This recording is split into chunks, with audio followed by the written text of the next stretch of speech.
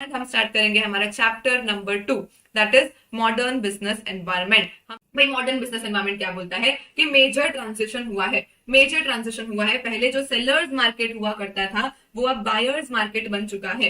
पहले sellers market कैसे हुआ करता था कि हमको प्रोडक्ट का क्या प्राइस रखना है सेलर ही डिसाइड कर लेते थे, कॉस्ट प्लस अपना मार्जिन लगाते थे और प्राइस डिसाइड कर लेते थे। वेयर अब क्या होता है, हम टारगेट कॉस्टिंग लगाते हैं कि भाई मार्केट में कितने में बिकेगा, मार्केट में कितने में बिकेगा माइनस हमको क्या प्रॉफिट चाहिए, जिससे हम बैक कैलकुलेशन करके कॉस्ट लेके आते हैं। तो यहाँ पे सेलर्स मार्केट हुआ करता था क्योंकि price, response time, quality, performance सब कुछ क्या होता था, सेलर ही डिक्टेट करते थे। जो भी अवेलेबल हो मार्केट में बायर को वो ले लेना पड़ता था।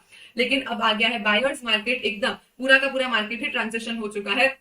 नए मैनेजरियल मेथड्स यूज होते हैं, फियर्स कंपटीशन चलता है, इसलिए आप अपने आप को मोनोपोली पोजीशन पे रख नहीं सकते हो। आपको टाइमली मटेरियल सर्विसेज देने पड़ेंगे अपने कस्टमर को, क्योंकि कस्टमर ग्लोबल जा सकता है। कस्टमर के पास आज इंडिया में रहते हुए वर्ल्ड की हर एक ब्रांड का एक्सेस है, तो कस्टमर ग्लोबल जा सकता है। तो आपको क्या करना पड़ेगा, आपको उसको क्या चाहिए उसको प्रॉपरली ध्यान में रख के अपना काम करना पड़ेगा। तो चैलेंज क्या है बिजनेस के लिए, चैलेंज क्या है बिजनेस के लिए कि कस्टमर्स को सेटिस्फाई करना है अल्टीमेटली। पहले क्या चैलेंज होता था कि प्रॉफिट बढ़ाना है, लेकिन अब जब तक कस्टमर सेटिस्फाई नहीं होंगे आपका प्रॉफिट नहीं बढ़ेगा।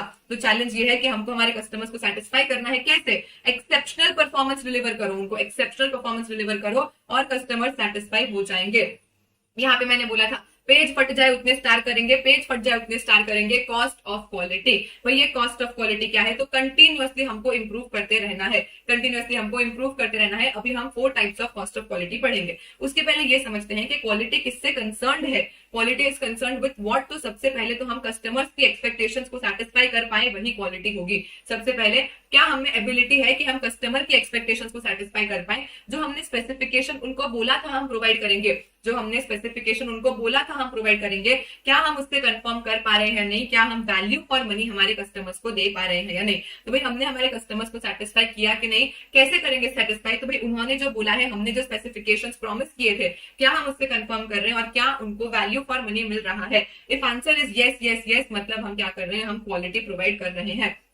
तो क्वालिटी के रिगार्डिंग व्यूज क्या बोलते हैं, क्वालिटी के रिगार्डिंग पहला व्यू तो ऐसा बोलता है कि भाई कुछ फायदा नहीं है, क्वालिटी बढ़ाने के लिए आपको खर्चा लगेगा। मोर कॉस्ट यू विल इनकर for labour, material, design, resource, ये R&D में, इन सब में आपका बहुत सारा कॉस्ट लग जाएगा, लेकिन सामने सामने आपको जो एडिशनल बेनिफिट है वो इतना ज्यादा नहीं मिलेगा। तो व्यू नंबर 1 तो क्या बोलता है, व्यू नंबर 1 ऐसा बोलता है कि higher quality means higher cost, तो कोई मतलब नहीं है। जो आपको एडिशनल बेनिफिट मिलेंगे वो कॉम्पेंसेट नहीं कर पाएंगे आपके एडिशनल एक्सपेंसेस को। लेकिन दूसरा व्यू ऐसा बोलता है कि फट, ऐसा कुछ नहीं है। अगर क्वालिटी लगाएंगे तो स्क्रैप कम होगा, रीवर्क कम होगा, डिफेक्ट कम निकलेंगे, कस्टमर हमारे साथ रहेंगे, हमको छोड़ के नहीं जाएंगे, जिससे अल्टीमेटली जो सेविंग्स बढ़ेगी वो कॉस्ट से ज्यादा ही होगी।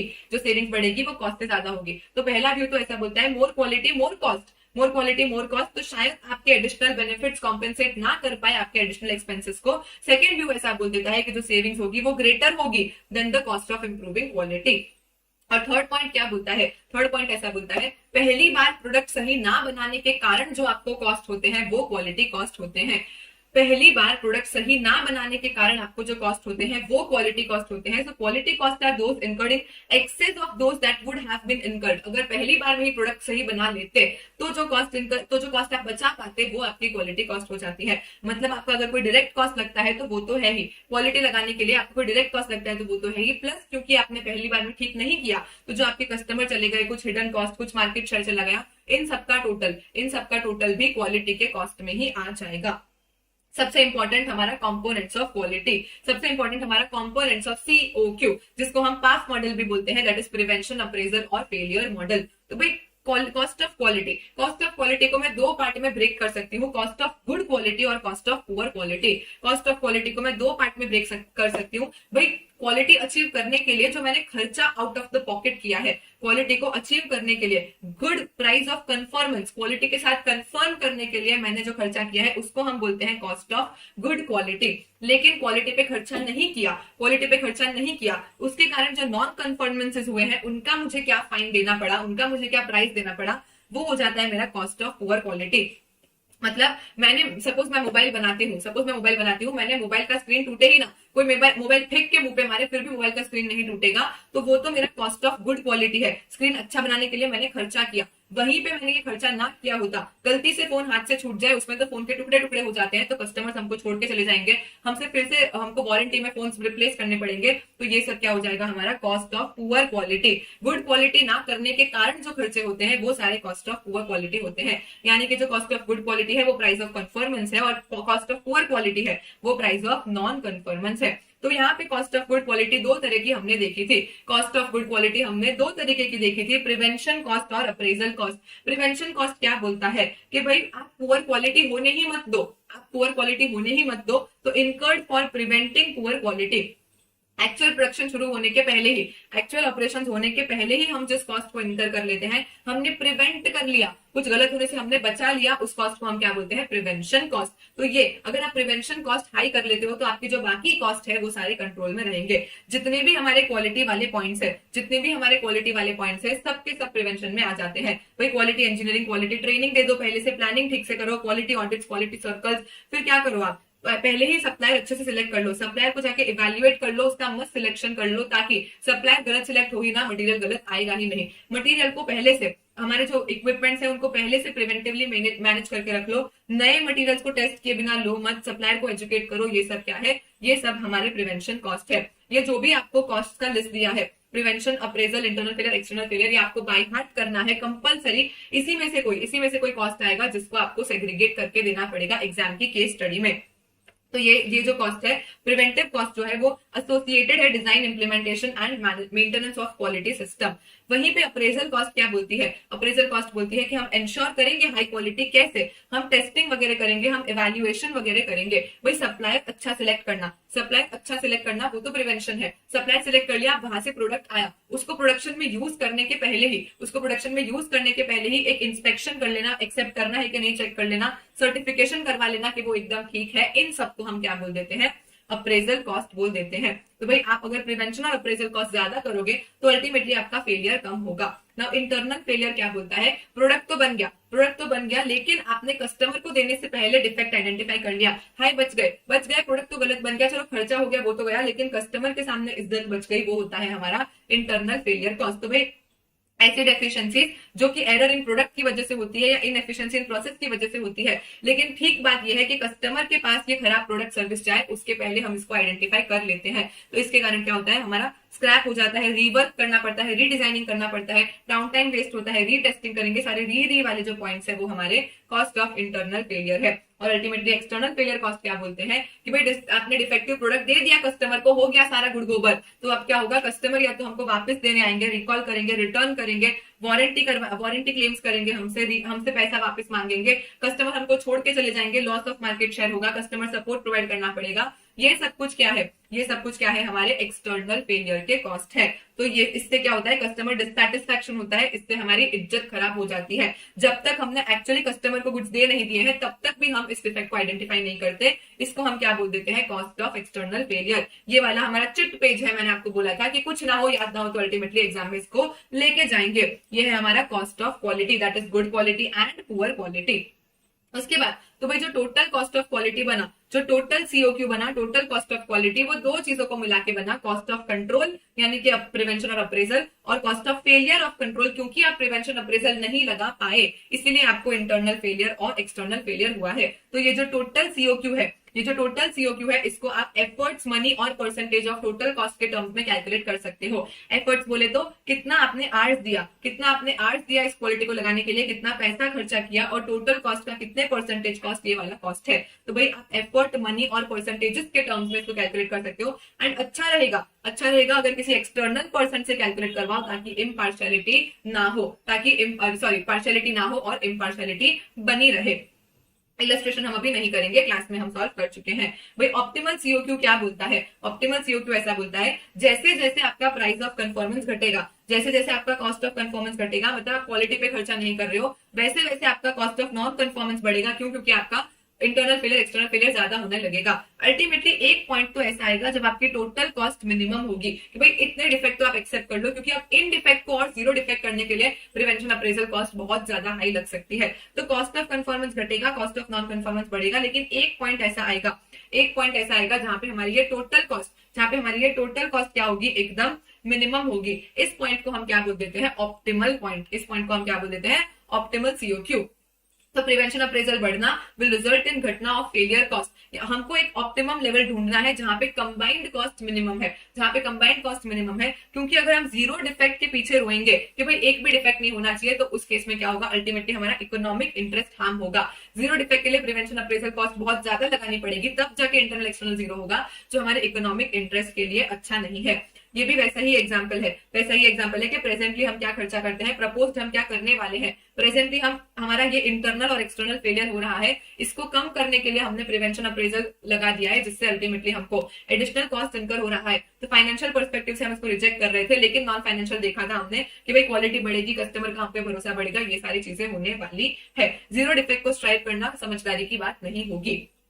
उसके बाद आ जाओ हमारे steps of application of path model. ये पाथ मॉडल क्या है, अभी तो पढ़ा सीओक्यू, जिसको हम प्रिवेंशन अप्रेजल फेलियर मॉडल बोलते हैं, पाथ मॉडल। तो भाई अगर मुझे मेरे ऑर्गेनाइजेशन में पाथ मॉडल लगाना है तो क्या होंगे मेरे 5 स्टेप। तो करेंगे मेरे साथ 5 स्टेप। सबसे पहले तो हम गैदर करेंगे क्या गैदर करेंगे, कुछ बेसिक इन्फॉर्मेशन के सिस्टम में कितने फेलियर हो रहे हैं, कैसे हो रहे हैं। तो सबसे पहले हम गैदर करेंगे। गैदर करने के बाद 1 2 3 4 हम क्या करेंगे, क्वांटिफाई कर देंगे चीजों को। सिंस यहाँ पे इन्फॉर्मेशन गैदर की वो अनस्ट्रक्चर्ड इन्फॉर्मेशन होगी, उसको हम प्रॉपरली नंबर्स देके क्वांटिफाई करेंगे। सो कुछ अजम्पशंस लगाएंगे और अजम्पशंस के बेसिस पे पूरा डेटा क्वांटिफाई कर देंगे। नाउ क्वांटिफाई करने के बाद हम क्या करेंगे, हम चार्ट बनाएंगे। कैसे चार्ट बनाएंगे, वो जो अभी 4 टाइप के कॉस्ट पढ़े ना सीओक्यू में, जो 4 एलिमेंट पढ़े अभी सीओक्यू के, उनमें हम इन सारी चीजों को सेग्रीगेट कर देंगे कि कौन सा कॉस्ट कितना। उसके बाद हम क्या करेंगे, अलोकेट करेंगे कि भाई जो हमारे वीक स्पॉट्स आइडेंटिफाई हुए हैं, यहाँ पे चार्टिंग करने के बाद जो हमारे वीक स्पॉट्स आइडेंटिफाई हुए हैं, उनको हम ज्यादा रिसोर्सेज अलोकेट करेंगे। और अल्टीमेटली रेगुलर स्टडी, अल्टीमेटली हमने कौन सा पॉइंट पढ़ा था कि यही स्टडी हम रेगुलर बेसिस पे करते रहेंगे और अपने परफॉर्मेंस को इवैल्यूएट करते जाएंगे। भाई जल्दी से मुझे बताएंगे, सब फटाफट से स्टेप कर लेंगे। स्टेप्स ऑफ पाथ मॉडल के स्टेप सब फटाफट से कर लेंगे। सबसे पहले हमको क्या करना है, इन्फॉर्मेशन को गैदर करना है। गैदर करने के बाद 1 2 3 4 क्वांटिफाई करेंगे, क्वांटिफाई करके चार्टिंग करेंगे, फिर हम अलोकेट कर देंगे रिसोर्सेज को जहां पे भी वीक स्पॉट्स और अल्टीमेटली रेगुलर स्टडी करते जाएंगे। आइसबर्ग मॉडल क्या बोलता है, आइसबर्ग मॉडल ऐसा बोलता है, ये जो वाटर है, आइसबर्ग है, तो यहाँ पे ऊपर हमको जो कॉस्ट दिखती है, जैसे कि रिकॉल हुआ, वेस्ट हुआ, टेस्टिंग, रीवर्क, ये सारा तो सबको ही दिखता है, ये नॉर्मली रिड्यूस हो जाता है, इसमें ज्यादा स्कोप नहीं है। लेकिन ये जो अंडर दी वाटर कॉस्ट है, जहां जैसे कि सपोज लेट पेपर वर्क होना, एक्सेसिव इन्वेंटरी पड़ी रहना, जिसके कारण आपका खर्चा लग सकता है, कैपेसिटी अनयूज पड़ी है, यहाँ पे ज्यादा स्कोप है कि आप कॉस्ट को रिड्यूस कर सकते हो। इसको हम आइसबर्ग मॉडल बोलते हैं। तो भाई many cost of quality are hidden and difficult to identify. ये जो अंडर द वाटर वाली रिडक्शन कॉस्ट है, यहाँ पे रिडक्शन का बहुत ज्यादा स्कोप है। आप इनको आइडेंटिफाई कर लो तो आपका बिजनेस एकदम धूम चल जाएगा। उसके बाद हमने स्टार्ट किया था TQM, that is total quality management. TQM यानी टोटल क्वालिटी मैनेजमेंट, ये क्या बोलती है, सारे के सारे ऑर्गेनाइजेशनल फंक्शंस को इंटीग्रेट करो। टोटल बोला है ना, टोटल मतलब सारे के सारे फंक्शंस को इंटीग्रेट करो, जैसे कि marketing, finance, design, engineering, service, production, सबको क्या करोगे, सबको इंटीग्रेट कर दोगे और फोकस करोगे किस पे, कस्टमर्स की नीड को मीट करना है, ऑर्गेनाइजेशन के ऑब्जेक्टिव्स को भी हमको अचीव करना है। तो खुश मैं खुश हम खुश, तो खुश मैं खुश हम खुश, यहाँ पे क्या होगा, कस्टमर खुश और यहाँ पे ऑर्गेनाइजेशनल के ऑब्जेक्टिव्स अचीव हो जाएंगे, मतलब वो भी खुश, हम भी खुश, वो भी खुश, मैं भी खुश, तो अल्टीमेटली हम दोनों खुश। तो भाई कस्टमर की नीड्स और ऑर्गेनाइजेशन के ऑब्जेक्टिव्स को हमको क्या करना है, मीट करना है TQM को यूज करके। तो TQM क्या एम करता है कि कंटिन्यूअसली क्वालिटी इंप्रूव करते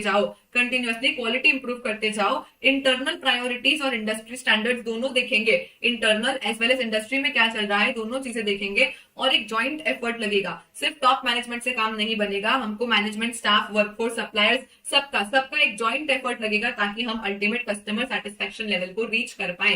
पहले TQM सिर्फ और सिर्फ मैन्युफैक्चरिंग के लिए यूज हुआ करता था, लेकिन अब तो हम TQM को सर्विस, पब्लिक सेक्टर ऑर्गेनाइजेशन पे भी लगाने लगे हैं।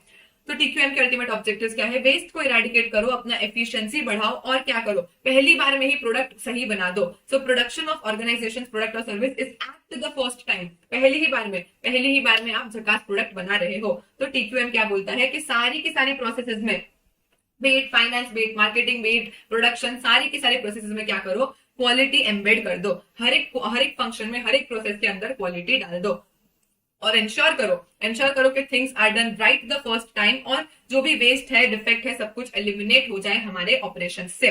तो टीक्यूएम क्या है? टीक्यूएम एक कॉम्प्रिहेंसिव मैनेजमेंट सिस्टम है। TQM TQM that is total quality management. तो भाई ये क्या है? एक कॉम्प्रिहेंसिव मैनेजमेंट सिस्टम है, विच इज एनसीईआरटी। भाई 11th 12th के लिए, यूपीएससी के लिए सबसे ज्यादा कॉम्प्रिहेंसिव बुक कौन सी? तो सब बोलते हैं कि एनसीईआरटीज पढ़ो, तो बस वही चीज है। टीक्यूएम भी कॉम्प्रिहेंसिव है, कैसे बोल देंगे? क्योंकि एनसीईआरटी, व्हाट इज एनसीईआरटी? हमारा जो फोकस है वो ओनर की और कस्टमर की, दोनों की नीड्स पे है। हमने देखा ना, तू खुश मैं खुश हम खुश, तो भाई ओनर कस्टमर दोनों की नीड पे हमारा फोकस है। कंटिन्यूअस इंप्रूवमेंट हम करना चाहते हैं। तो एन तो क्या बोलता है? एन बोलता है कस्टमर की नीड, सी बोलता है कंटिन्यूअस इंप्रूवमेंट, ई क्या बोलता है? टीम वर्क पे एम्फेसाइज करो, आर बोलता है कि हर एक का रोल आइडेंटिफाई कर लो, मतलब डेलीगेशन प्रॉपर होना चाहिए, और टी क्या बोलता है? फोकस करो the way on which task are accomplished. वही टास्क कैसे अकम्प्लिश होते हैं उस पर हम फोकस करेंगे। तो टीक्यूएम कॉम्प्रिहेंसिव है। कैसे बता दूं? कौन से फैक्टर्स, कौन से कैरेक्टरिस्टिक्स देख के बता दूं? तो एनसीईआरटी जो की बात करता है, हम कस्टमर ओनर दोनों की नीड्स देखेंगे, कंटिन्यूअस इंप्रूवमेंट करते जाएंगे, हम एम्फेसाइज करेंगे टीम वर्क पे, रोल ऑफ एवरीवन रिकॉग्नाइज करेंगे, और टी क्या बोलता है? देखो फोकस करो on the way tasks are accomplished. 6 C's of TQM कौन से है? Very important. 6 C's of TQM कौन से है? सबसे पहले तो कमिटमेंट चाहिए टॉप से। भाई जब टॉप बोलेगा कि हाँ टीक्यूएम करना है, तब टीक्यूएम होगा। तो 6 C's ऑफ टीक्यूएम में सबसे पहला क्या है? कमिटमेंट। अब कमिटमेंट आप अकेले दे सकते हो क्या? सामने वाला नहीं देगा तब तक कमिटमेंट होगा क्या? नहीं। तो कोऑपरेशन लगेगा। कोऑपरेशन किसका लगेगा? तो टोटल एम्प्लॉय इन्वॉल्वमेंट प्रिंसिपल्स, सारे के सारे एम्प्लॉयज टॉप मैनेजमेंट को बोलने चाहिए कि हाँ हम आपके साथ हैं, हम करेंगे 6 C से टीक्यूएम, तब जाके टीक्यूएम होगा। तो 6 C में सबसे पहला क्या है? कमिटमेंट, जो कि टॉप से चाहिए। कमिटमेंट अकेले तो दे नहीं सकते हैं, मतलब हमको कोऑपरेशन भी चाहिए। कल्चर ही ऐसा बना दो कि भाई हर एक इंसान को लगे कि क्वालिटी तो उसके जॉब का पार्ट है, ऐसा हम क्या करेंगे? ऑर्गेनाइजेशन में कल्चर बना देंगे। कंटिन्यूअसली इंप्रूवमेंट करते जाएंगे, क्योंकि टीक्यूएम एक प्रोसेस है, एक प्रोग्राम नहीं है कि प्रोग्राम होके खत्म हो गया। ऐसा नहीं है कि प्रोग्राम होके खत्म हो गया, ये तो एक प्रोसेस है जो चलती ही रहनी चाहिए। फोकस किस पे करेंगे? तो कस्टमर पे। कौन से कस्टमर? इंटरनल और एक्सटर्नल। ये इंटरनल कस्टमर कौन होते हैं? भाई एम्प्लॉइज। तो employees as well as external customers दोनों पे फोकस करना है, और अल्टीमेटली कंट्रोल के बिना कुछ होगा नहीं। जहां पे हम मेजर, मॉनिटर और कंट्रोल करेंगे हमारी डेफिशिएंसीज। भाई सब कुछ इंप्लीमेंट करने के बाद हमने जो सोचा था वैसा हो रहा है या नहीं, डेविएशन अगर कुछ है तो क्या है, क्यों है, ये हम क्या करेंगे? कंट्रोल कर लेंगे। तो 6 C's ऑफ टीक्यूएम क्या है? कमिटमेंट जो हम अकेले दे नहीं सकते, इसलिए कोऑपरेशन। कल्चर ही ऐसा बना देंगे कि सबको लगे क्वालिटी उनके जॉब का पार्ट है। कंटिन्यूअसली इंप्रूव करते जाएंगे, क्योंकि प्रोसेस है, प्रोग्राम नहीं है। कस्टमर फोकस होना चाहिए, इंटरनल एक्सटर्नल दोनों पे, और कंट्रोल लगाएंगे। ये डेमिंग की 14 पॉइंट मेथोडोलॉजी। डेमिंग है कौन? डेमिंग तो क्वालिटी कंट्रोल के पप्पा है। Deming is the father of quality control, जो ऐसा बोलते हैं कि जब तक ऊपर वाला मैनेजमेंट यानी top level, upper level management जब तक कमिटेड नहीं होता है, तब तक हम क्वालिटी इंप्रूवमेंट्स नहीं कर सकते हैं। तो डेमिंग की हमने 14 पॉइंट मेथोडोलॉजी पढ़ी थी कि डेमिंग ने कौन से 14 पॉइंट्स दिए हैं जिससे हम क्वालिटी मस्त अचीव कर सकते हैं। तो डेमिंग कौन है? डेमिंग इज द ड्रीम गाय जो हम सबको चाहिए। क्यों ड्रीम गाय? भाई वो शॉर्ट टर्म की बातें नहीं करता, लॉन्ग टर्म प्लानिंग की बातें करता है। एकदम नई फिलोसॉफी वाला है, पुरानी सोच का नहीं है हमारा डेमिंग। उसकी बाद move towards a single supplier for one item. तो इससे अच्छा क्या होगा? एक टाइम पे एक हम सिंगल सप्लायर की तरफ मूव करेंगे। उसके बाद सीज डिपेंडेंस ऑन इंस्पेक्शन, ठीक है। फिर इंप्रूव कॉन्स्टेंटली एंड फॉरएवर। यार डेमिंग से अच्छा कौन हो सकता है? कांस्टेंट और फॉरएवर की हम बात करते हैं। हमको सुपरविजन नहीं चाहिए, हमको लीडरशिप चाहिए। और हमने क्या देखा था? Single supplier one item, new philosophy. Education, भाई पढ़ा लिखा बंदा चाहिए, उसके बिना काम नहीं होगा। तो institute education and self improvement. अब पढ़ा लिखा बेरोजगार तो क्या ही काम का, इसलिए हम क्या चाहते हैं कि भाई इंस्टीट्यूट ट्रेनिंग ऑन जॉब होना चाहिए। ट्रेनिंग ऑन जॉब होना चाहिए। और एक और जॉब का पॉइंट है कि transformation is everyone's job, transformation is everyone's job. तो भाई डेमिंग के 14 पॉइंट मेथोडोलॉजी क्या है, डेमिंग के 14 पॉइंट मेथोडोलॉजी क्या है? तो डेमिंग कौन है? डेमिंग हम सबका ड्रीम गाय है, मतलब कि वो लॉन्ग टर्म की बातें करे, कांस्टेंट एंड फॉरएवर रहे, एक टाइम पे एक single supplier for one item, नई फिलोसॉफी वाला हो, उसको ड्राइव करते आना चाहिए। ड्राइव आउट फियर का भी एक पॉइंट दिखा था। लीडरशिप इनिशिएट करनी है, सुपरविजन नहीं, और एजुकेशन भी चाहिए और जॉब भी चाहिए। डेमिंग ने सिर्फ 14 पॉइंट मेथोडोलॉजी ही दिया है क्या? नहीं नहीं, पप्पा है तो और भी दिया है। डेमिंग ने हमको दिया है पीडीसीए साइकिल, डेमिंग ने हमको दिया है पीडीसीए साइकिल, जिसको हम डेमिंग व्हील भी बोलते हैं। What is PDCA cycle? That is plan do check act. What is PDCA cycle? Plan do check act. Plan क्या बोलता है कि अपने ऑब्जेक्टिव्स को एस्टैब्लिश करो और प्लान्स डेवलप करो, अपने ऑब्जेक्टिव को एस्टैब्लिश करो और प्लान्स डेवलप करो। अब प्लान बना दिया है तो क्या करोगे? इंप्लीमेंट करो क्या प्लानिंग किया है। प्लान बना दिया तो फिर डू, इंप्लीमेंट करो कि क्या किया है, फिर चेक करो जैसे सोचा था वैसे हो रहा है कि नहीं, इफेक्टिव है या नहीं। और चेक करने के बाद क्या होगा? Act, take corrective action, take corrective action. चलो, plan do check act, that is establish objectives and develop plans. Do बोलता है जो हमने सोचा है वैसे इंप्लीमेंट कर दो, उसके बाद चेक करो इफेक्टिवनेस ऑफ न्यू प्रोसेसेस, और एक्ट करो, करेक्टिव एक्शन लो अगर कुछ गलती मिलती है तो। यार ये सार्थक नाम का स्टूडेंट कौन है? Sarthak sir good morning. चलो, plan do check act, plan do check act क्या है कि भाई ये है हमारा डेमिंग का व्हील, ये है हमारा डेमिंग का wheel, that is PDCA cycle. Activities that a company needs to perform in order to incorporate continuous improvement. और ये क्या है? ये एक नेवर एंडिंग प्रोसेस है, ये एक नेवर एंडिंग प्रोसेस है। प्लान डू चेक एक्ट करते जाओ और करते ही जाओ। उसके बाद implementation of TQM, implementation of TQM ये एक स्ट्रेटेजिक डिसीजन है भाई, आपको टीक्यूएम इंप्लीमेंट करना है या नहीं करना है। आप स्ट्रेटेजिकली एनालाइज करोगे, और कैसे करोगे? तो पूरा का पूरा मैनेजमेंट ऑडिट कर डालो, पूरा का पूरा मैनेजमेंट ऑडिट कर डालो कि कहाँ कहाँ पे आपको नीड लगती है चेंज की, वहां पे हम क्या कर देंगे? टीक्यूएम को इंप्लीमेंट कर देंगे ना। क्रिटिसिज्म तो हर जगह पे होते हैं, तो टीक्यूएम के क्रिटिसिज्म क्या है कि भाई डॉक्यूमेंटेशन पे बहुत ज्यादा फोकस करता है, सब कुछ डॉक्यूमेंट करो डॉक्यूमेंट करो। दूसरा, क्वालिटी एश्योरेंस पे एम्फोसाइज करता है, ना कि इंप्रूवमेंट पे। क्वालिटी बनी रहेगी लेकिन क्वालिटी इंप्रूव होने की कोई बात हुई नहीं। और इंटरनल फोकस ही रखता है, कस्टमर अलेजेड ओरिएंटेशन नहीं, इंटरनल फोकस से काम होता है। टीक्यूएम हमने देखा था कि सर्विस बेस्ड इंडस्ट्रीज के लिए भी आजकल यूज होने लगा है, जिसको हम टोटल क्वालिटी सर्विस बोल देते हैं, टीक्यूएस बोल देते हैं। कोई सिंगल थ्योरी नहीं है टीक्यूएम कैसे करना है, बस कंटिन्यूअस इंप्रूवमेंट पे फोकस करते जाओ, बस कंटिन्यूअस इंप्रूवमेंट पे फोकस करते जाओ और टीक्यूएम हो जाएगा। बिजनेस एक्सीलेंस मॉडल, हम सबका फेवरेट टॉपिक जिसे सबको डर लगता है, क्या है? Business excellence model. बीई ये क्या बोलता है? ये ऐसा फिलोसॉफी है जहां पे हम पूरा का पूरा मैनेजमेंट सिस्टम और प्रोसेस, पूरा का पूरा मैनेजमेंट सिस्टम और प्रोसेस जो है वो इंप्रूव करेंगे। So BE is a philosophy for developing and strengthening what? Management systems and processes of organization. कैसे हमको अल्टीमेटली हमारे स्टेक होल्डर्स के लिए क्या करना है? तो वैल्यू क्रिएट करना है। Now, the essence of this approach is to develop quality management principles बनाने हैं। As I said, हमको quality management principles बनाने हैं। हम जो भी करेंगे झकास करेंगे, मतलब achieving excellence in everything that an organization does, leadership, strategy, customer focus, information management, people, process, जो भी करेंगे धमाकेदार करेंगे, पूरा का पूरा बिजनेस एक्सेल होगा, बिजनेस एक्सेलेंस मॉडल। भाई हमने देखा बहुत सारे टाइप के मॉडल्स है, EFQM है, बॉलब्रिज है, सिंगापुर है, जापान है, ऑस्ट्रेलिया है, जिसमें से हम कौन से दो पढ़ने वाले हैं? हम कौन से दो पढ़ेंगे? EFQM और बॉलब्रिज। हम कौन से दो पढ़ेंगे? EFQM और बॉलब्रिज। EFQM क्या है? तो European foundation for quality management, European foundation for quality management, ये है हमारा EFQM एक्सीलेंस मॉडल। ये क्या बोलता है कि हम हमारी कॉम्पिटिटिवनेस को इंक्रीज करेंगे, इंप्रूव करेंगे और अल्टीमेटली पूरी की पूरी इकोनॉमी पे पॉजिटिव इंपैक्ट लाएंगे। हाय अभी तक तो हम सिर्फ ऑर्गेनाइजेशन की बात कर रहे थे, ये तो हमसे भी आगे निकला। EFQM क्या बोलता है? हम पूरी की पूरी इकोनॉमी पे पॉजिटिव इंपैक्ट लेके आएंगे। तो भैया जब इकोनॉमी की बात आई तो कैसे करोगे? कॉम्पिटिटिवनेस कैसे अचीव करोगे? सबसे पहला इंपॉर्टेंस तो कस्टमर को देंगे, ये तो कभी हटना नहीं चाहिए। सबसे पहला इंपॉर्टेंस तो हम कस्टमर को ही देंगे, और दूसरा हम क्या करेंगे? Long term stakeholder centric view लेंगे। ध्यान से यहाँ पे शेयर होल्डर वर्ड नहीं यूज हुआ है, क्योंकि हमको पूरे इकोनॉमी पे पॉजिटिव इंपैक्ट लाना है। तो हम सारे के सारे स्टेक होल्डर्स को ध्यान में रखेंगे ना। स्टेक होल्डर्स कौन हो सकते हैं? स्टेक होल्डर्स कौन हो सकते हैं?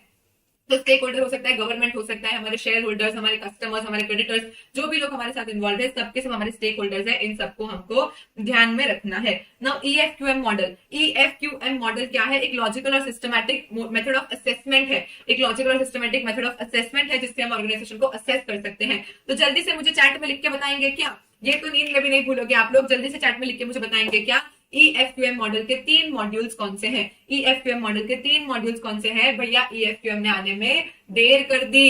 हे गर्ल, आर यू EFQM? क्यों? क्योंकि तुमने आने में देर कर दी। तो भाई EFQM क्या है? यहाँ पे मैराथन के साथ पिकअप लाइंस फ्री। तो भाई EFQM ने आने में क्या कर दी? देर कर दी। देर क्या है? डायरेक्शन, एग्जीक्यूशन और रिजल्ट। देर क्या है? डायरेक्शन, एग्जीक्यूशन और रिजल्ट। डायरेक्शन मतलब क्या? Why does organization exist? Organization क्यों एग्जिस्ट करती है? वो चाहती क्या है? उसका पर्पस क्या है? एग्जीक्यूशन बोलता है हाउ, ये जो भी हमारा पर्पस है जिसके लिए हम एग्जिस्ट करते हैं वो हम कैसे अचीव करेंगे, क्या how does it deliver on it's purpose and strategy. और रिजल्ट क्या बोलता है कि ये जो भी स्ट्रैटेजीज बनाई उनसे एक्चुअली क्या रिजल्ट मिल रहा है, उनसे एक्चुअली क्या रिजल्ट मिल रहा है। तो भाई यहाँ पे EFQM के 3 मॉड्यूल्स, EFQM के 3 मॉड्यूल्स कौन कौन से हैं? EFQM ने आने में देर कर दी, EFQM ने आने में देर कर दी, दैट इज डायरेक्शन, एग्जीक्यूशन और रिजल्ट। डायरेक्शन, एग्जीक्यूशन और रिजल्ट। भाई डायरेक्शन क्या बोलता है? वाई, एग्जीक्यूशन बोलता है हाउ और रिजल्ट बोलता है व्हाट। ये क्या है? ये नॉन प्रिस्क्रिप्टिव मॉडल है, मतलब ऐसा कहीं स्टैम्प लगा के नहीं दिया है। आप इसको अपने हिसाब से कस्टमाइज कर सकते हो, आप इसको अपने हिसाब से कस्टमाइज कर सकते हो, नॉन प्रॉफिट ऑर्गेनाइजेशंस के लिए भी यूज कर सकते हो।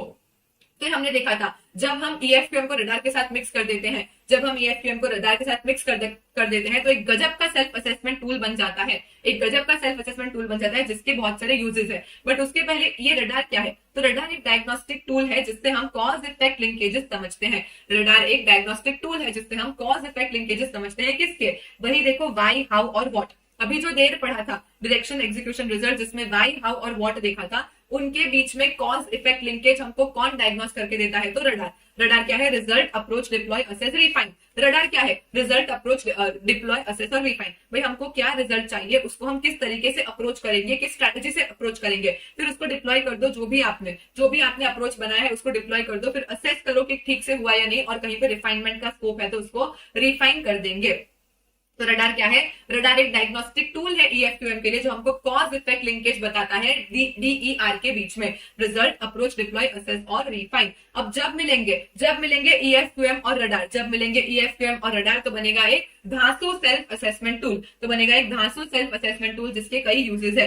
कभी अगर आपको लाइफ में सेल्फ असेसमेंट करना है कि आपकी शक्ल कैसी है, कभी आपको अगर सेल्फ असेस करना है कि वो आउट ऑफ लीग है या आप आउट ऑफ लीग हो, तो क्या करोगे? अपना HD इमेज देख लोगे, अपना HD इमेज देख लोगे। सेल्फ असेसमेंट करने के लिए, सेल्फ असेसमेंट के लिए ये जो रडार और EFQM है उसकी क्या यूजेस है? तो भाई हमको सेल्फ असेसमेंट करना है, हम हमारा HD इमेज देखेंगे क्योंकि आजकल तो मार्केट में वही पॉपुलर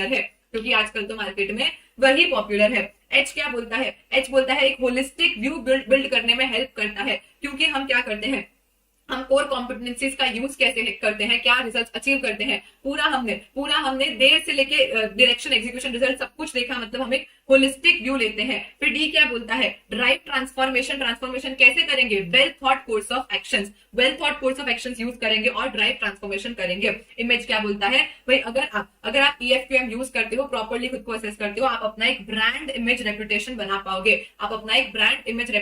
पाओगे, मार्केट क्या बोलता है? मार्केट डिसरप्शंस होंगे, अगर मार्केट में कोई डिसरप्शंस होते हैं तो आप उसका प्रॉपर रिस्पॉन्स दे पाओगे, जिससे आपके बिजनेस की रेजिलियंस बढ़ेगी। और पॉपुलर क्या बोलता है? आजकल तो ग्लोबली यही EFQM मॉडल पॉपुलर चल रहा है as a self assessment tool. इसकी बहुत ग्लोबल पॉपुलैरिटी हो गई है, मतलब सब लोग इसको यूज करेंगे तो अल्टीमेटली क्या होगा? एक यूनिफॉर्मिटी आ जाएगी और हम एक दूसरे से खुद को कंपेयर कर पाएंगे। सब EFQM यूज करें तो सब कहां पे स्टैंड करते हैं पता चलेगा, जिससे यूनिफॉर्मिटी आने से एक सेल्फ असेसमेंट टूल है जो कि ग्लोबली पॉपुलर है, तो हम एक दूसरे से खुद को कंपेयर कर पाएंगे।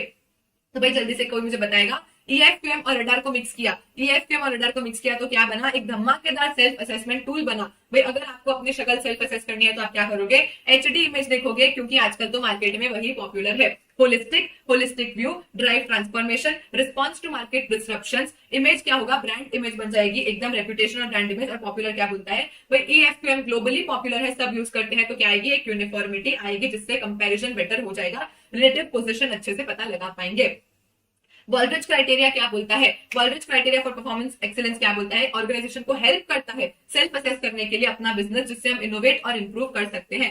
तो कौन से हैं हमारे 7 categories. Framework is built around 7 categories के, इन 7 कैटेगरीज के अराउंड आप खुद को असेस कर लीजिए। 7 कैटेगरीज क्या बोलती है, अगर आपके पास नॉलेज है और आप अच्छा काम करोगे, अगर आपके पास नॉलेज है and you will work nicely, तो you will definitely achieve score. If you have the knowledge and you work nicely, you will definitely achieve score. ये क्या है, ये हमारे 7 कैटेगरीज है ऑफ बाल्ड्रिज फ्रेमवर्क, ये हमारे 7 कैटेगरीज है of बाल्ड्रिज criteria for performance excellence. तो भाई क्या है ये, क्या है ये नॉलेज। नॉलेज बोलता है measurement analysis and knowledge management, measurement analysis and knowledge management. Work बोलता है वर्कफोर्स, एकदम एकदम simple, work plus knowledge, work plus knowledge है अगर आपके पास, तो आपको स्कोर अचीव करने से कोई नहीं रोक सकता है। तो what is work, it is measurement analysis and knowledge management. Work से आ जाएगा workforce, then SCORE score, SCORE score क्या है, तो स्ट्रैटेजी, कस्टमर, ऑपरेशन, रिजल्ट, और ई लीडर, ई से लीडर, ई से लीडर। तो भाई फटाफट से मुझे बताएंगे क्या है हमारे 7 कैटेगरीज, क्या है हमारे 7 कैटेगरीज फॉर बाल्ड्रिज परफॉर्मेंस। तो भाई 7 क्या है, वर्क से आ जाएगा वर्कफोर्स, नॉलेज से आ जाएगा measurement analysis and knowledge management, और ultimately SCORE score, SCORE score. तो भाई स्कोर क्या बोलता है, एस बोलता है स्ट्रैटेजी, सी बोलता है कस्टमर, एस बोलता है स्ट्रैटेजी, सी बोलता है कस्टमर, ओ बोलता है ऑपरेशंस, आर बोलता है रिजल्ट्स, और ई से आ जाएगा लीडर, ई से आ जाएगा लीडर। चलो उसके बाद सार्थक कि दीदू मैम क्या होता है, व्हाट इज दीदू मैम। भाई डीटी का मैराथन करवाएंगे भरत सर, डीटी का मैराथन करवाएंगे आप लोगों को एकदम मस्त भरत सर। चलो आ जाओ। Now business excellence model and organizational culture. तो business excellence approach focuses on strengthening the internal function and communication tools. Communication looks like कि सब कुछ एकदम स्ट्रॉन्ग टाइप हो रहा है। मतलब अगर हम बिजनेस एक्सीलेंस मॉडल लाते हैं, अगर हम बिजनेस एक्सीलेंस मॉडल लाते हैं, तो हमारे ऑर्गेनाइजेशन के कल्चर पे क्या फर्क पड़ेगा। तो भाई एक फीलिंग ऑफ एसोसिएशन डेवलप होगी लोगों में, हम एम्प्लॉयज को बहुत ज्यादा एम्पैथेटिक फील करवा सकते हैं। अगर लीडर एम्पैथेटिक है, अगर लीडर स्ट्रांग है, एम्पैथेटिक है, तो मतलब क्या, इफेक्टिव कम्युनिकेशन रहेगा, एम्प्लॉय एम्पावरमेंट होगा, एम्प्लॉय मोटिवेट होंगे, जिससे सारे के सारे एम्प्लॉयज कनेक्टेड फील करेंगे। उसके बाद robust culture can make organization a world class performance. Ultimately अगर आप बिजनेस एक्सीलेंस मॉडल लगा रहे हो, अगर आप बिजनेस एक्सीलेंस मॉडल लगा रहे हो, मतलब आपने क्या किया है, अपने ऑर्गेनाइजेशन को एकदम वर्ल्ड क्लास परफॉर्मर बना दिया है, एकदम रॉबस्ट कल्चर मिल जाएगा। तो फटाफट से मुझे बताएंगे बिजनेस एक्सीलेंस मॉडल और ऑर्गेनाइजेशनल कल्चर का क्या फर्क, मतलब बिजनेस एक्सीलेंस मॉडल लगाने से ऑर्गेनाइजेशनल कल्चर में क्या बेनिफिट होगा। तो फीलिंग ऑफ एसोसिएशन डेवलप होगी, आप एक स्ट्रॉन्ग एम्पैथेटिक लीडर लाओगे, तो भाई आपके एम्प्लॉयज एकदम मोटिवेटेड फील करेंगे और रोबस्ट कल्चर डेवलप होगा। अब थियोरी ऑफ कंस्ट्रेंट्स क्या बोलती है, that is optimized production technology. Theory of constraints क्या बोलती है, ऑप्टिमाइज्ड प्रोडक्शन टेक्नोलॉजी। ये किस प्रिंसिपल्स पे बेस्ड है, ये किस प्रिंसिपल्स पे बेस्ड है कि भाई आपको अपना थ्रूपुट इंक्रीज करना है, आपको अपना थ्रूपुट इंक्रीज करना है। भाई मतलब ये बॉटलनेक रिसोर्सेज और नॉन बॉटलनेक रिसोर्सेज क्या है। तो सपोज यहाँ पे हमने एक्स और वाई मशीन का एग्जांपल लिया था। मशीन एक्स है जो 1000 यूनिट बना सकती है, फर्दर प्रोसेसिंग मशीन वाई में होता है, लेकिन इसकी कैपेसिटी 800 यूनिट्स को प्रोसेस करने की ही है। तो बॉटलनेक रिसोर्स कौन है, यहाँ पे वाई है। भाई एक्स 1000 बना के भी रख देगा एक्स 1000 बना के भी रख देगा, फिर भी वाई तो 800 ही प्रोसेस कर पाएगा ना, तो यहाँ पे 200 का इन्वेंटरी पाइलअप हो जाएगा, यहाँ पे 200 का इन्वेंटरी पाइलअप हो जाएगा। ऐसा ना हो इसलिए हम क्या करेंगे, हम हमारे जितने बॉटलनेक रिसोर्सेज है, बॉटलनेक रिसोर्स की कैपेसिटी क्या है 800 की, तो उसी को फुल्ली यूटिलाइज कर लेंगे, उसी को फुल्ली यूटिलाइज कर लेंगे। और जो नॉन बॉटलनेक रिसोर्सेज है उसको हम 100% यूटिलाइज नहीं करेंगे। क्यों, क्योंकि हमारी इन्वेंटरी बढ़ जाएगी क्योंकि हमारी इन्वेंटरी बढ़ जाएगी। तो भाई ये ऑप्टिमल प्रोडक्शन बोलता क्या है कि एक काम करो, आइडेंटिफाई करो कौन से आपके बॉटलनेक रिसोर्सेज है, उन बॉटलनेक रिसोर्सेज को तो फुल्ली यूटिलाइज कर लो, और जो नॉन बॉटलनेक रिसोर्सेज है उनको बॉटलनेक जितना यूटिलाइज करो। क्या ऑपरेशनल मेजर्स है, तो थ्रूपुट, इन्वेस्टमेंट, ऑपरेटिंग एक्सपेंस, 3 देखे थे, थ्रूपुट, इन्वेस्टमेंट और ऑपरेटिंग एक्सपेंस। ये थ्रूपुट क्या बोलता है, ऑर्गेनाइजेशन किस रेट से पैसा कमा रहा है।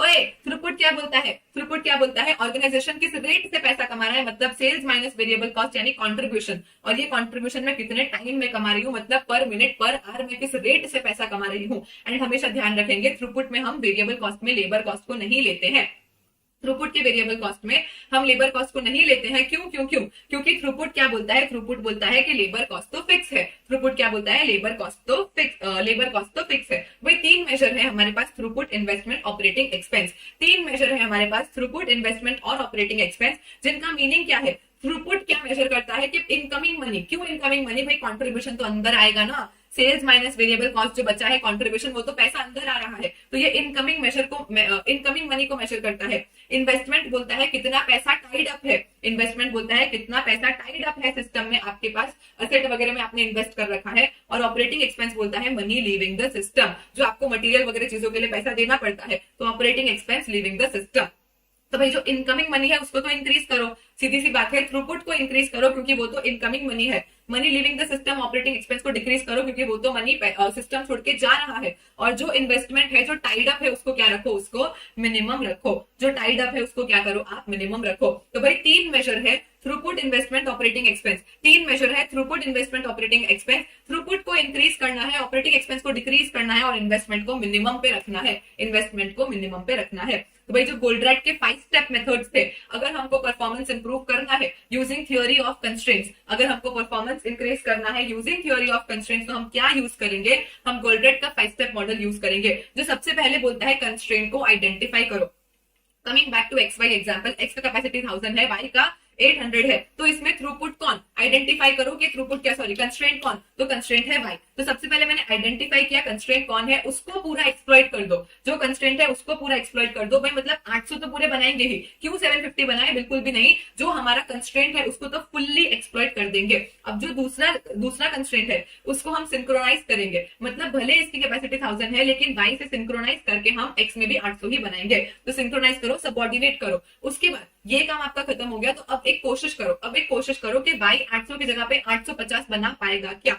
मतलब जो आपका कंस्ट्रेंट है उसके परफॉर्मेंस को एलिवेट करने की कोशिश करो, जो आपका कंस्ट्रेंट है उसके परफॉर्मेंस को एलिवेट करने की कोशिश करो एंड अल्टीमेटली फिर से पूरा प्रोसेस रिपीट करते जाओ। मतलब सबसे पहले हम क्या करेंगे, कंस्ट्रेंट को आइडेंटिफाई करेंगे। सबसे पहले हम कंस्ट्रेंट को आइडेंटिफाई करेंगे, उसको तो पूरी तरीके से एक्सप्लॉइट कर देंगे। कंस्ट्रेंट को आइडेंटिफाई करेंगे, उसको तो पूरी तरीके से एक्सप्लॉइट कर देंगे, फिर बाकी सबको सबऑर्डिनेट करेंगे, बाकी सबको उसके साथ सिंक्रोनाइज करके सबऑर्डिनेट करेंगे, फिर उसका प्रोसेस एलिवेट करने की कोशिश करेंगे, इस कंस्ट्रेंट को एलिवेट करने की कोशिश करेंगे और पूरा का पूरा प्रोसेस हम रिपीट करते जाएंगे, पूरा का पूरा प्रोसेस हम रिपीट करते जाएंगे। भैया थ्रूपुट अकाउंटिंग क्या बोलता है कि पर बॉटलनेक मिनट जो आपका फैक्ट्री कॉस्ट हो रहा है उसके सामने आप पर बॉटलनेक मिनट क्या थ्रूपुट कमा रहे हो। मतलब अल्टीमेटली बोल दूं तो ये थ्रूपुट अपॉन कॉस्ट ही हो गया एक तरह से, क्योंकि मिनट तो ठीक है। तो भाई आप पर मिनट क्या थ्रूपुट कमा रहे हो, at what rate, at what factory cost per unit, इसको हम क्या बोलते हैं, TA ratio, that is throughput accounting ratio. तो भाई अगर न्यूमरेटर डिनोमिनेटर से बड़ा है, अगर न्यूमरेटर डिनोमिनेटर से बड़ा है तो आंसर ग्रेटर देन 1 आएगा, सीधी सी बात है। मतलब आपका थ्रूपुट ज्यादा है as compare to your cost, आपका थ्रूपुट ज्यादा है as compare to your cost, numerator denominator से बड़ा है, मतलब आपका प्रोडक्ट प्रॉफिटेबल है। आपका throughput sales minus variable cost, यानी कि आपका कंट्रीब्यूशन आपके कॉस्ट से बड़ा है, आपका कंट्रीब्यूशन आपके फैक्ट्री कॉस्ट से बड़ा है, मतलब आपका प्रोडक्ट प्रॉफिटेबल है। तो भैया अगर थ्रूपुट अकाउंटिंग में न्यूमरेटर डिनोमिनेटर से बड़ा है, यानी थ्रूपुट पर bottleneck minute is greater than factory cost per bottleneck minute, तो उस केस में क्या हो जाएगा, आंसर आएगा ग्रेटर देन 1 और हमारा प्रोडक्ट प्रॉफिटेबल माना जाएगा। इलस्ट्रेशन हमने क्लास में कर लिया था, तो अभी हम नहीं कर रहे। यहाँ पे सिर्फ एक चीज ध्यान में रखनी है कि हम कंट्रीब्यूशन को प्रोडक्ट वाइज निकालेंगे, लेकिन ये हमारे लिए काम का नहीं होगा क्योंकि कंस्ट्रेंट तो रिसोर्स में है। तो जिस रिसोर्स में कंस्ट्रेंट है, यहाँ पे मिनट्स का कंस्ट्रेंट है, तो पर मिनट निकालो कंट्रीब्यूशन और उसके बाद रैंकिंग कर देंगे। फिर हमने देखा था सप्लाई चेन मैनेजमेंट। फिर हमने क्या देखा है, सप्लाई चेन मैनेजमेंट। तो भाई the term supply chain can be referred to as entire network of organization. भाई पूरा का पूरा काम, डिजाइन, डिलीवरी, सर्विस, जो भी आपने रॉ मटेरियल लाने से लेके अल्टीमेट कस्टमर को देने तक, आप जो भी करते हो सब कुछ किसका पार्ट बन जाएगा, सप्लाई चेन मैनेजमेंट का पार्ट बन जाएगा। तो ट्रांसफॉर्मेशन में सब कुछ, production, planning, purchasing, material, distribution, service, forecasting, सब कुछ आ जाएगा। यहाँ पे हमने देखा था global supply chain forum, GSCF, global supply chain forum के हिसाब से 8 की प्रोसेसेस, 8 की एक्टिविटीज है जो कि सप्लाई चेन मैनेजमेंट में आती है। सबसे पहले तो 2 हो जाएंगे हमारे रिलेशनशिप के पॉइंट। भाई सप्लायर से रॉ मटेरियल आता है, कस्टमर को प्रोडक्ट जाता है, तो एक काम करो, कस्टमर और सप्लायर दोनों के साथ मस्त रिलेशनशिप बना लो। उसके बाद क्या करोगे, अग्रीमेंट करो कस्टमर के साथ। अग्रीमेंट करो कस्टमर के साथ, provide the key points for contract for administrating product and service agreement. Agreement करोगे, कस्टमर बोलेगा हाँ मुझे प्रोडक्ट चाहिए, कस्टमर बोलेगा हाँ मुझे प्रोडक्ट चाहिए, वो डिमांड रेज करेगा, कस्टमर बोलेगा हाँ मुझे प्रोडक्ट चाहिए, हम पूछेंगे क्या तुम अग्री हो, क्या तुम अग्री हो, अग्रीमेंट करेंगे, वो बोलेगा हाँ मुझे प्रोडक्ट चाहिए, वो डिमांड रेज करेगा, तो फिर हम देखेंगे कि क्या ऑर्डर फुलफिल करने के लिए, क्या ऑर्डर फुलफिल करने के लिए जो भी चाहिए वो हमारे पास है या नहीं। तो भाई सबसे पहले रिलेशनशिप बनाया कस्टमर के साथ, सप्लायर के साथ, फिर अग्रीमेंट किया, फिर हम देखेंगे, फिर कस्टमर डिमांड रेज करेगा हाँ मुझे प्रोडक्ट चाहिए, तो हम देखेंगे कि क्या प्रोडक्ट बनाने के लिए जो भी चाहिए वो हमारे पास है या नहीं। ऑर्डर फुलफिलमेंट अगर सब कुछ है तो करो ना, तो फिर वेट किसका है, तो हम मैन्युफैक्चरिंग कर देंगे। मैन्युफैक्चरिंग करते टाइम हम साथ में प्रोडक्ट को डेवलप करेंगे और एक बार डिलीवरी करने के बाद रिवर्स लॉजिस्टिक्स हुआ, व्हाट इफ अगर वापस आई चीजें, तो हमको रिटर्न्स मैनेजमेंट करना पड़ेगा। तो हमारे 8 प्रोसेसेस सप्लाई चेन मैनेजमेंट के कि भाई कस्टमर और सप्लायर के साथ रिलेशनशिप बनाओ, फिर कस्टमर के साथ अग्रीमेंट करोगे तो कस्टमर डिमांड रेज करेगा हाँ मुझे प्रोडक्ट चाहिए, तो हम देखेंगे कि क्या प्रोडक्ट बनाने के लिए, ऑर्डर फुलफिल करने के लिए जो चीजें चाहिए हमारे पास है या नहीं। अगर है तो वेट किसका भाई, तो करो ना। तो हम क्या करेंगे, मैन्युफैक्चरिंग करेंगे, प्रोडक्ट को डेवलप करेंगे और फिर रिटर्न्स मैनेजमेंट का ध्यान रखेंगे।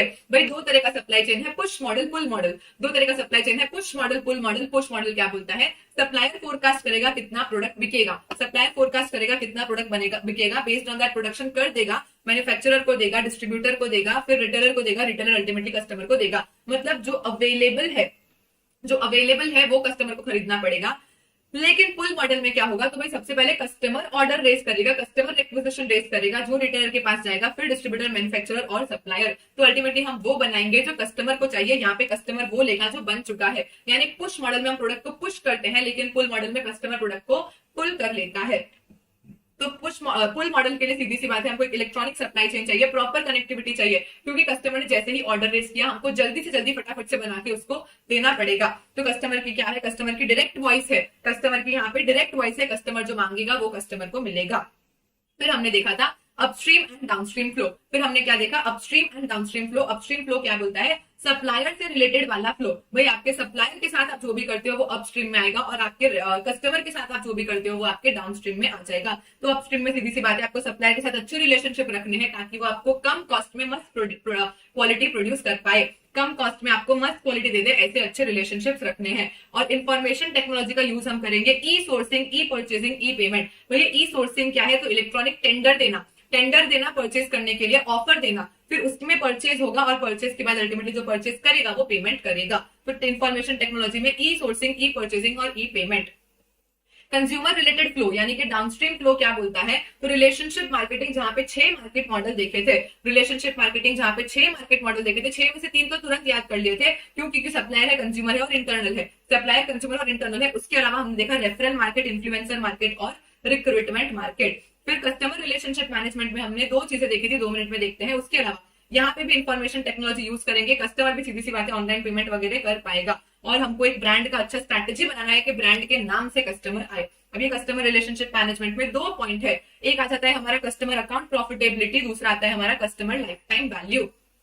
कस्टमर रिलेशनशिप मैनेजमेंट के अंदर हम 2 चीजें पढ़ेंगे, कस्टमर अकाउंट प्रॉफिटेबिलिटी और customer life time value. Customer account profitability मतलब क्या, सारे के सारे कस्टमर को ब्रेक करो, स्प्लिट करो सेगमेंट में। जो भी आपके कस्टमर्स है उस पूरे कस्टमर बेस को आप अलग अलग सेगमेंट में स्प्लिट कर दो, फिर देखो किससे कितना रेवेन्यू मिलता है, किससे कितना रेवेन्यू मिलता है, सामने किसके लिए कितना कॉस्ट इनकर होता है, किससे कितना रेवेन्यू मिलता है, सामने किसके लिए कितना कॉस्ट इनकर होता है। और फिर आइडेंटिफाई करो कि रेवेन्यू माइनस कॉस्ट करके सबसे ज्यादा सेविंग्स आपको कौन देता है, कौन सबसे क्वालिटी कस्टमर है, और उस कस्टमर को हम रिटेन करेंगे। जो बचे हुए अनप्रॉफिटेबल कस्टमर है, या तो उनको री इंजीनियरिंग करो, उनका प्रॉफिट बढ़ाओ, या तो फिर उनको एलिमिनेट ही कर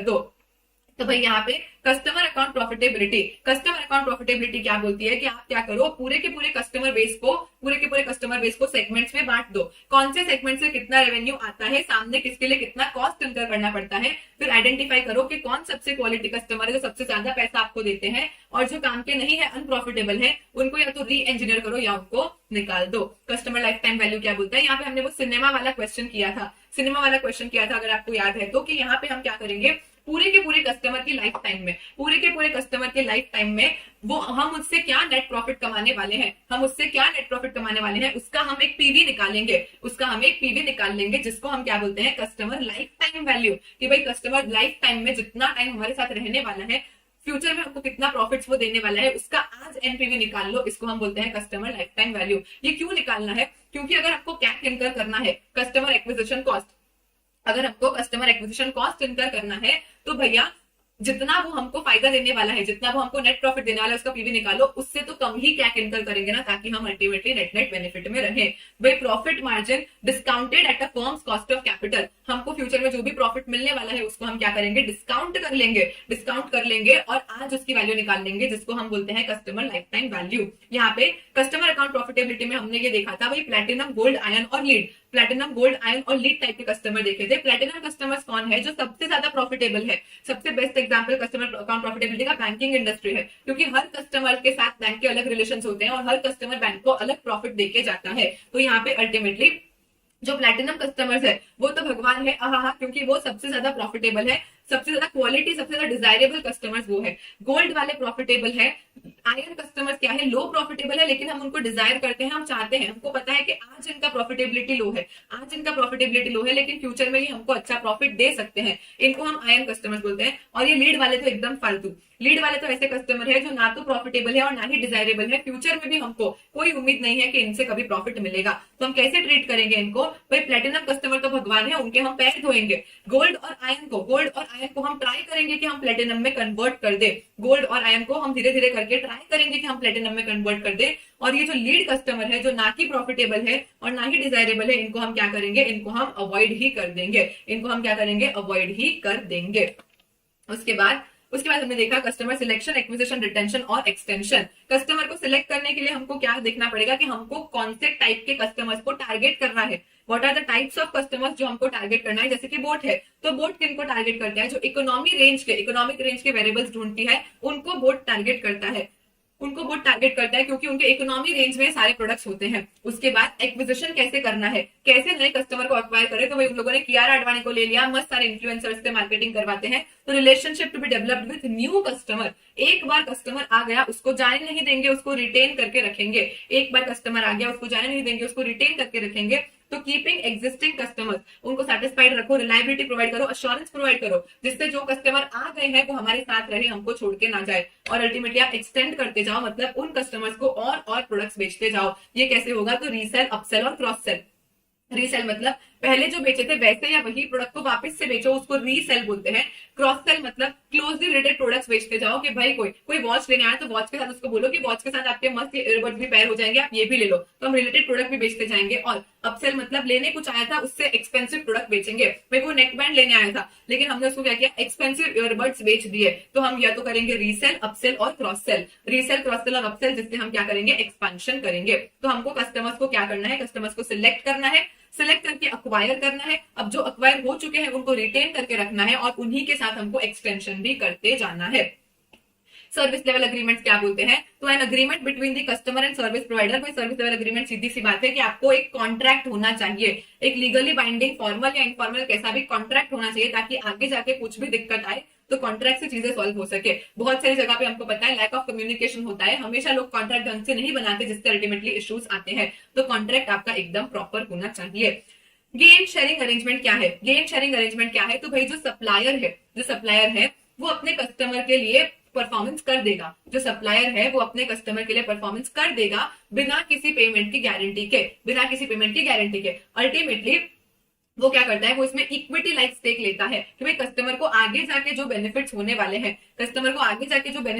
हैं, जो गेन्स होने वाले हैं, उसमें से वो एक शेयर लेगा। बेस्ट एग्जांपल मैंने इसका दिया था कि भाई आप मेरे पास आए कि मैम इनडायरेक्ट टैक्सेस और एसटीएमपी का कोचिंग चाहिए, मैंने आपको बोला ले लो कोई बात नहीं, आपने बोला पैसे नहीं है, मैंने बोला कोई बात नहीं, अभी फ्री में पढ़ लो, अगर जब सीए बन जाओ फिर आपकी जॉब लग जाए तो हर महीने 10% ऑफ सैलरी मुझे देते जाना, अभी फ्री में पढ़ लो, हर महीने 10% ऑफ सैलरी मुझे देते जाना। इसको हम बोलते हैं गेन शेयरिंग अरेंजमेंट। मैंने एज अ सप्लायर अपना परफॉर्मेंस किया, आपको पढ़ा के दिया, एज अ कस्टमर आपको कोई पेमेंट गारंटी नहीं देना पड़ा, लेकिन मैंने मांगा क्या, आपकी सैलरी का 10%, यानी आगे जाके आपको जो गेन होने वाला है उसका शेयर मैं मांग रही हूँ ना। यहाँ पे जो सप्लायर है वो सीधी सी बात है इक्विटी लाइक रिस्क ले रहा है। व्हाट इफ आप क्लियर नहीं हुए, ऐसा होने नहीं वाला है, लेकिन हम अज्यूम कर रहे हैं कि व्हाट इफ अगर आपने क्लियर नहीं किया तो भाई मैंने तो पढ़ा दिया, मैंने तो प्रोडक्ट दे दिया, मैंने सर्विस दे दिया, लेकिन मुझे कभी उसका पेमेंट मिलेगा ही नहीं। लेकिन आप सीए बन गए, जो कि एक्चुअली होने वाला है, तो भाई आपकी सैलरी का हर महीने 10% मेरा, याद से पहुंचा देना मेरे को। मतलब यहाँ पे दोनों ही सप्लायर और बायर दोनों ही विन विन सिचुएशन में होते हैं, क्योंकि जब सप्लायर को तो क्या है, अगर शेयर मिलता है तो उसके तो मजे हो जाएंगे, और कस्टमर के लिए विन विन क्यों है, क्योंकि उसके पास वैसे भी परफॉर्मेंस करने के पैसे नहीं थे, तो उसने क्या किया, उसको बिना बिना गारंटी दिए और परफॉर्मेंस मिल गया है। इसको हम क्या बोल देते हैं, गेन शेयरिंग अरेंजमेंट। आउटसोर्सिंग बच्चा समझता है, आउटसोर्सिंग बच्चा समझता है कि हम क्या करेंगे, हम कुछ चीजें कॉन्ट्रैक्ट आउट कर देंगे, हमारे कुछ कंपोनेंट्स का मैन्युफैक्चरिंग या फिर जैसे कॉल सेंटर वगैरह वाली चीजें हैं उनको हम आउटसोर्स कर देंगे, जिससे अल्टीमेटली होता क्या है, डाउन साइजिंग हो जाता है, री इंजीनियरिंग हो जाता है। एडवांटेजेस क्या है, क्योंकि हम आउटसोर्सिंग करते हैं तो हम उन्हीं को करेंगे जो हमको बेटर क्वालिटी दे पा रहे हैं कम कॉस्ट में, तो यहाँ पे कॉस्ट सेविंग हो जाती है। भाई हम उस चीज में प्रो नहीं है, हम खुद बनाने चाहेंगे तो हम ज्यादा खर्चा करेंगे, एक काम करो जो प्रो है उसी से ले लो, उसी को आउटसोर्स कर दो। तो आउटसोर्सिंग से कॉस्ट सेविंग होती है, प्लस क्या होता है, हमारे जो लेबर मटेरियल ओवरहेड्स उन चीजों में इन्वॉल्व थे वो अब फ्री हो जाता है, क्योंकि वो काम हमने आउटसोर्स कर दिया है। तो उन फ्री हुए रिसोर्सेज को हम हमारे कोर काम में लगा सकते हैं, जहां से हम ज्यादा बेनिफिट्स जनरेट कर पाएंगे। सीधी सी बात है, फ्लेक्सिबिलिटी और ज्यादा आ जाती है, तो कॉस्ट सेविंग होती है। दूसरा, फ्री अप हो जाता है हमारा इन्वेस्टमेंट, जिसको हम और ज्यादा अच्छी चीजों में लगा सकते हैं। तो लेकिन सामने डिसएडवांटेजेस क्या है, क्योंकि आपने आउटसोर्सिंग किया है तो आपको उनके साथ अपना डेटा शेयर करना पड़ेगा, तो यहाँ पे सेंसिटिव डेटा के लीक होने के, लॉस होने के चांसेस है, कॉन्फिडेंशियलिटी जा सकती है। दूसरा, कंट्रोल आपके हाथ में नहीं रहता है। भाई आप अगर खुद करते, किसी ने रात को 3 बजे बोला कि ये कर दो, आप कर देते, लेकिन आपने आउटसोर्सिंग किया है, उनका ऑफिस तो बंद है, आप कुछ कर नहीं पाओगे, तो ऑपरेशंस पे से आपका कंट्रोल चला जाता है। और दूसरा, उनके वर्कर इनएक्सपीरियंस्ड हुए, उनके वहां पे गलती हुई तो क्वालिटी प्रॉब्लम अल्टीमेटली आपको भी होगी। तो डिसएडवांटेजेस क्या है, पहली चीज तो आपको डेटा देना पड़ेगा उनको, जिससे क्या होगा, कॉन्फिडेंशियलिटी का लॉस होगा। दूसरा, आपका कंट्रोल नहीं रहेगा। और तीसरा, क्योंकि वहां पे इनएक्सपीरियंस्ड वर्कर है, इम्प्रॉपर प्रोसेस हो रही है, जिसके कारण आपको क्वालिटी प्रॉब्लम्स हो सकती है। डन।